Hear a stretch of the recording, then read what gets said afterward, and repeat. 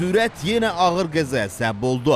Yüksək sürətdə hərəkətdə olan Volkswagen markalı avtomobilin sürücüsü idarəetməni itirərək maşınını qarşıda gedən başqa bir avtomobilə çırpıb, zərbənin təsirindən Volkswagen sürücüsü xəsarət alıb. Ağır yol nəqliyyat hadisəsi ötən gecə paytaxtın Xətai rayonunda Yusif Səfərov küçəsində baş verib.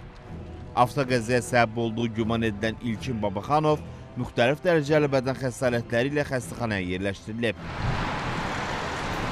Hadisəyə yaxınlaşanda Passat avtomaşını Prado arxadan vurmuşdu. Maşın yolun ortasında hərəkətini itirib aşmışdı. Vətəndaşların köməkliyi ilə maşını yoldan kənarlaşdırdı qırağa.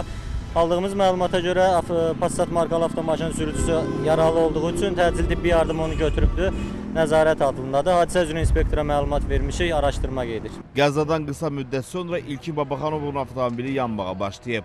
Ancaq yanğın söndürənlərin vaxtında müdaxiləsi nəticəsində yanğın genişlənmədən söndürülüb. Yolda qəza ilə əlaqədar tıxac meydana gəlib. Əraziyə girən yol polisləri tərəfindən tıxac aradan qaldırılaraq avtomobillərin normal hərəkəti bərpa olunub.